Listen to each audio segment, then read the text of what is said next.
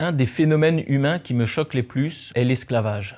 Comment peut-on s'approprier une personne humaine, l'acheter ou la vendre? Et pourtant, cette catastrophe humaine traverse l'histoire de l'humanité. Parfois même, des arguments issus de la Bible ont été avancés pour justifier cette pratique. Je suis ici dans une série de petites vidéos qui répond à des objections contre le Dieu de la Bible. Le Dieu de la Bible soutient-il l'esclavage? La volonté première de Dieu.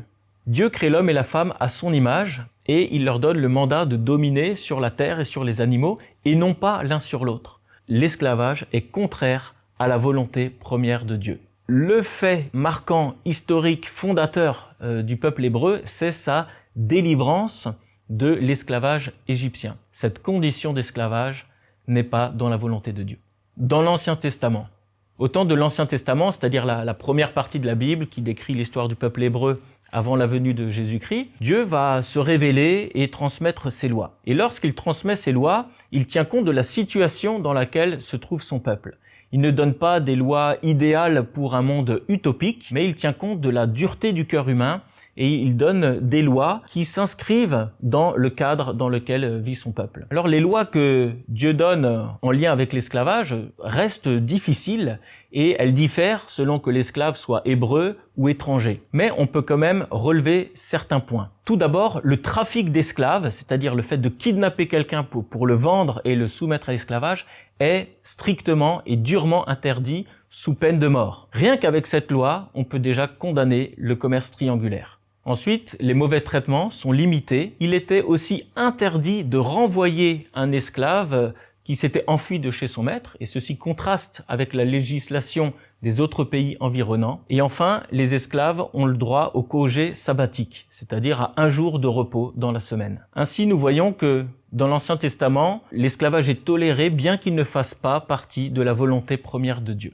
Dans le Nouveau Testament, le Nouveau Testament a été écrit dans un autre contexte, celui de l'Empire romain du 1er siècle, et on estime qu'environ 1 personne sur 4 était esclave. Certains étaient éduqués et avaient des responsabilités, mais d'autres avaient des conditions de vie très pénibles, notamment ceux qui travaillaient dans les mines, dans les champs ou dans les galères. Le Nouveau Testament accorde peu de place à la question de l'esclavage.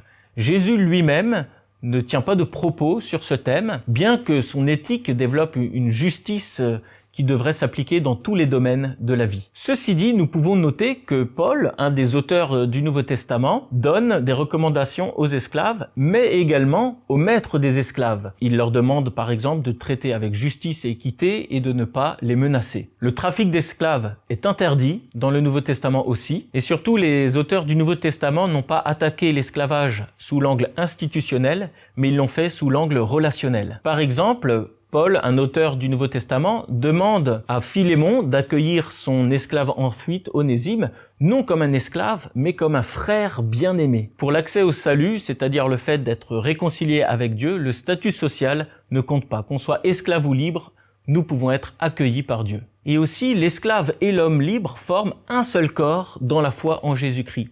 Ainsi, l'esclave peut aussi avoir part au Saint-Esprit, à la vie de l'Église, et peut même avoir des prophéties et avoir un rôle au sein de l'Église. On peut aussi remarquer que Paul considère le mariage entre esclaves comme une réelle union, ce qui était contraire aux lois de l'époque. À cette époque, les chrétiens n'étaient qu'une petite minorité et n'auraient pas pu changer l'ensemble de la société. Les auteurs du Nouveau Testament n'ont pas cherché à révolutionner l'ordre social de leur époque, dont l'esclavage faisait partie, mais ils ont changé les rapports au sein de l'Église.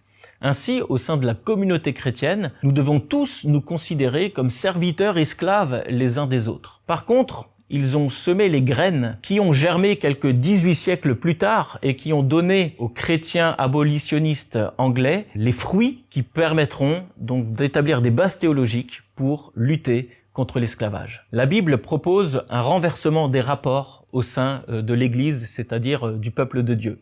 Et pour découvrir la beauté des relations au sein de l'Église, je vous propose de lire un livre biblique, par exemple, la lettre de l'apôtre Paul aux Éphésiens. Bonne lecture.